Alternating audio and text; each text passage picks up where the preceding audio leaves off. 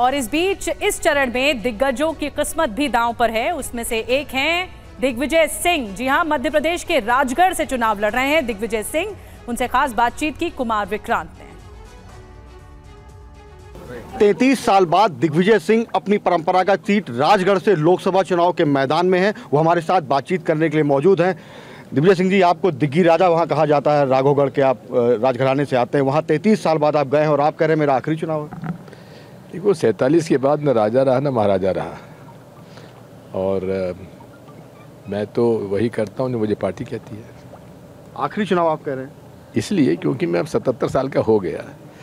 अब अगले लोकसभा चुनाव में 82 साल का हो जाऊंगा। अब नए लड़कों को मौका मिलना चाहिए। सर, चुनाव की बात करें तो आप लोगों के कौन से मुद्दे हैं? क्योंकि प्रधानमंत्री बार बार कह रहे हैं कि आपका घोषणा पत्र में मुस्लिम लीग की छाप है, मंगलसूत्र आप मुसलमानों को दे देंगे छीन के। आप बड़े पढ़े लिखे व्यक्ति हैं, आपने कांग्रेस के चुनाव घोषणा पत्र देखा है ना, पढ़ा है ना? इसमें मुस्लिम लीग की कहाँ झलक आती है? आप बता दीजिए मुझे, मैं मान जाऊंगा। आपके कौन से मुद्दे हैं? जी, आपने चुनाव घोषणा पत्र पढ़ लिया है? आपके मुद्दे कौन से? 5 गारंटी, किसान, मजदूर, युवा, महिला और सबकी हिस्सेदारी। सर, एक सवाल है, आप आप बात करेंगे? नहीं, आप बता दीजिए। बता दिया मैंने। सर, विजय वट्टीवार जो कांग्रेस के विपक्ष नेता हैं महाराष्ट्र में, विधायक दल के, उनका कहना है कि हेमंत करकरे को की जो मौत हुई थी उसमें गोली कसाब की गोली नहीं थी, वो आरएसएस के समर्थित पुलिस वाले की गोली थी। फिर लौट के वही आ गए ना आपके मुद्दे पर, उस पर मैं बात नहीं करूंगा।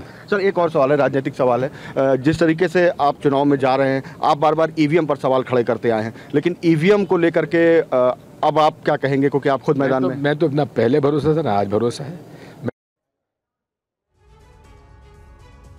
तो आपने दिग्विजय सिंह को सुना। और इस चरण में शिवराज सिंह चौहान भी मैदान में है। विदिशा सीट से चुनाव लड़ रहे शिवराज सिंह चौहान मध्य प्रदेश के पूर्व मुख्यमंत्री से खास बातचीत की TV9 संवाददाता शुभम गुप्ता ने।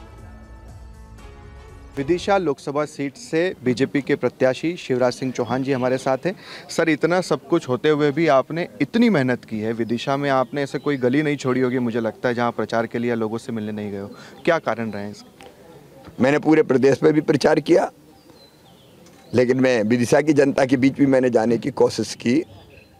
मैं अहंकारी नेता ऐसा नहीं हूँ कि मैं तो जीत रहा हूँ, मैं तो नहीं जाऊँगा। जब मैं मुख्यमंत्री था तब मेरी जवाबदारी थी कि मैं 230 सीटों पर काम करूं, तो 229 पे करता था, 1 पर नहीं आता था। लेकिन आज मैं सब सीटों पर चुनाव प्रचार करने गया और अपनी जनता से भी आशीर्वाद मांगने गया। जनता से मिलना मेरे लिए हमेशा सौभाग्य का विषय होता है। भाई बहन मिलते हैं, हमारे बुजुर्ग मिलते हैं, बच्चे मेरी छाती से आगे चिपकते हैं, मामा मामा कहते हैं। और इस बीच आज सैफई से भी खास तस्वीरें आई। अखिलेश यादव ने वोट किया। पत्नी डिंपल यादव के साथ वोटिंग करने पहुंचे अखिलेश यादव। वोटिंग के बाद अखिलेश का सरकार पर निशाना भी सामने आया। 1 महीने पहले भी वोटिंग हो सकती थी, ये कहना है अखिलेश यादव का। वोटिंग की तारीख पर सवाल उठाए। 10 साल में महंगाई बढ़ी है, महंगाई पर अखिलेश यादव ने तंज कसा है। आम लोग बेरोजगारी से परेशान है, महंगाई बेरोजगारी का मुद्दा उठाया अखिलेश यादव ने। क्या कुछ कहा, आपको सुनवाते हैं। मैं मतदाताओं से कहूंगा कि ज़्यादा से ज़्यादा वोट डालें और ज़्यादा वोट डाल करके इस सरकार को हटाएं।